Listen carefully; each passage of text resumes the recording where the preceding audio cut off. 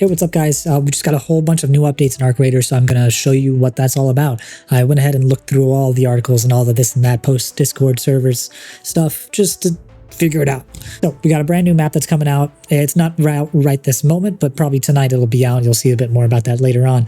But it's called the North Line Update. So this is what we got. It's a brand new map, a community unlock event, new arc enemies, new weapons, and a huge list of fixes, and a long-awaited duo matchmaking update. It's prioritized with duos, so duos with duos you'll see a lot more often. There's a chance other people come in, but it's really just duo games now, which is awesome. You know, we want that. I felt kind of pointless going with just a duo if you're going to go against trios and this and that. So it's nice they added that. All right. So today's marks the official update 1.2.0, the North Line. It's the title of it. This update introduces a ton of content, including a new map called Stella Montis. It's carved deep in the northern mountains. It's cold, sterile, and filled with remnants of humanity's old tech. Basically like a whole new region to explore, but you need to unlock it through the community event first. This update is also a part of phase 1 of the community unlock, called Breaking New Ground, where players just have to donate a bunch of materials, things like metal parts, rubber fabric, and chemicals, just a ton of stuff they throw at it. And as you unlock, or as you donate all those items, you actually get these little reward points. You can only get about, I think, 900, so just know that eventually there's a limit to what your rewards are going to get, but you're still giving to the overall goal of us trying to unlock the map. So that's awesome. If you want to just donate everything, go ahead, because you can. All right, so everybody who contributes gets the currency called merits. You can use this later in the phase called staking our claim to actually get stuff for it. You're going to get rewarded, just not at the moment. So once the tunnel is fully restored and donated our half of what we needed to put in, and everybody's got it unlocked, we actually get to go and play on the map Stella Montis. This is going to be launching phase 2 once we're actually there. It's going to bring a bunch of personal progression tracks, rewards, time-limited challenges, and it's all going to run into December. So let's talk about the combat. Basically, there are 2 new arc enemies that are going to be joining this fight. First up is the Montrearch, which is in-game right now. You could check that out. It's sick. He's got like a whole like shield bubble you got to fight against and this and that. I won't spoil it too much, but you'll find him on a lot of the maps. It's kind of like the Queen, but this makes the Queen look friendly. You know, Matriarch is crazy. So the Matriarch only spawns on specific maps in certain conditions, so just keep your eye open whenever you see that. And then there's also the Shredder, but the Shredder's only found in Stella Montis, so we don't know too much about him. We just know it's a fast, close-range threat that's built to just destroy everyone. So you got to pay attention for that when you're playing on the new map once it comes out. But not only that, with new arcs, we also have a new legendary weapon, 3 new mines, and 2 grenades.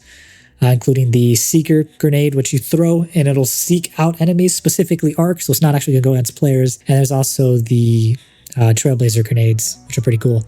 And of course, a bunch of new quests are going to be tied into Stella Montis once it opens up, so it'll keep us busy. You know, we're going to see more quest guides come out. So performance and gameplay, that also got a big overhaul too. So not only the cool fancy new parts, the stuff that's already there, they're just improving, making sure everything runs good. They did address an issue with the movement latency, so if you ever peek a corner, you go behind it, but you still get shot, you're like, how did that hit me? They fixed that issue.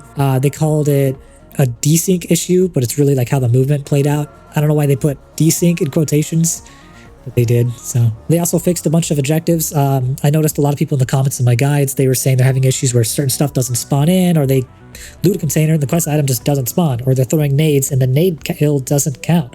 So they fixed a bunch of those issues. And by the way, they fixed most of them. If it's still happening, you just leave the game, come back in, or it gives you an option to use either the Snap Blast grenade or the trigger grenade. The trigger grenade works for some reason. Snap Blast doesn't for that quest if you're having issues. Anyways, there's also a bunch of achievement bugs where you're trying to get achievements and they just wouldn't reward you for it, so they fixed that out. They also rebalanced a bunch of XP and crafting issues. So there was this weird thing where Bash and Bombardiers were they would give a lot of XP compared to stuff like Rocketeers and Leapers, which are pretty deadly as well. So Rocketeers gave you more XP, which totally makes sense. Those things are scary. Wolfpacks, they're more expensive now. They're 5,000 coins, which is awesome because I love those things. Makes sense, they're more valuable.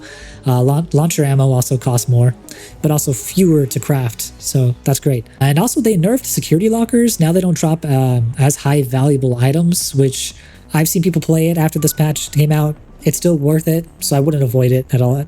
go ahead and loot them. It's still good valuables, as well as a bunch of other smaller things.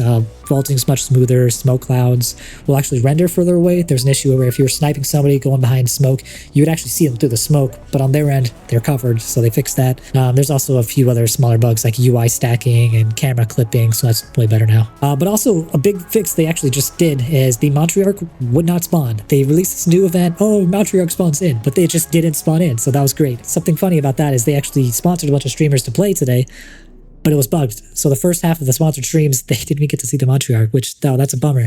But they fixed it, so most of them got to see it anyways in the end. So yeah, I mean, they're pretty much on top of this patch pretty fast. It's nice to see all these improvements this quick into release. Like, a whole bunch of new content. The game just came out. We're all still enjoying it. We're still figuring it out, and there's new stuff. Like, dude, I haven't even finished the first part of the game, man. Alongside with all this gameplay stuff, they also released some more store items, fresher gear. There's the torpedo set, the umbrella set.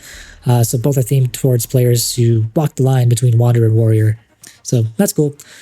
Prices were also adjusted in the store for cosmetics based on community feedback saying things were too expensive. So that's awesome. They're actually listening to us.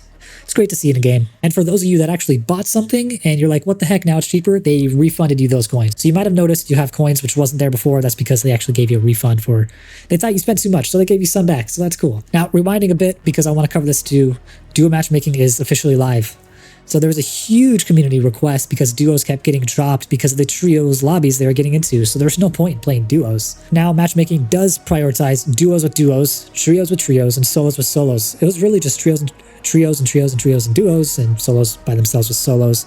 Occasionally they went into trio games, which was weird, but they're much more strict on it. You'll notice matchmaking is a little bit longer because of that, but totally fine. I think we're all happy with that. It's not 100% guaranteed, but I'm fine with an improvement like that. They also introduced Raider decks, which are basically like seasonal progression passes. Right now, there's only the one free deck for everybody, but in the future, we'll be seeing both free and premium versions, so you'll be able to give them more money.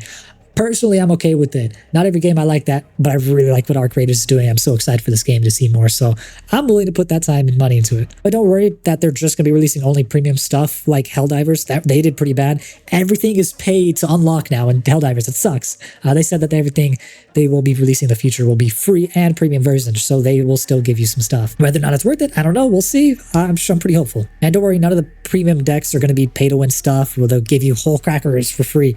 It's cosmetic only. They addressed that as well, so that's awesome to see. They're aware of what we want to see in that. So all the gameplay items where they actually give you items that would help you progress, that's staying in the free pass, not the premium pass, so we'll progress at the same rate. Now the dev team at Embark has also been super active this week. They've been responding to a bunch of reports about quest bugs, achievement resets, and they even adjusted the tunnel donation balance mid-event. So they saw, oh, the guy's not spawning, they fixed that, and they're like, oh, that's way too much for donations, so they're adjusting that so it actually comes a little sooner. So that's awesome. So everybody will be able to fairly participate in this event. They want to be able to have everybody experience it. They also did a little teaser for the Act 1 of Arc Raiders post-launch roadmap. They included a bunch of stuff. That's a whole nother thing. But the one up next is going to be called Cold Snap. It drops in December. We'll see snowfall conditions, Flickering Flames event, and more endgame content coming soon. So I know that was pretty quick, but I wanted to go over it as fast as possible. New update coming out. I want you to play the game, have fun, figure it out. But that's everything in the North Line and the duo matchmaking update that came out. So honestly, this patch is massive. It's a new map, new enemies, bug fixes, better matchmaking, all in the same week. The game only just came out a little bit ago, so I'm excited. The future of this game seems bright. The devs themselves, they even said that this is a 10-year project, so they're going to stay with this. This is their baby right now. But yeah, that's going to be the end of the video. If you found the breakdown helpful, go ahead and hit the like button and consider subscribing. I make other Arc Raider content if you want to check that out.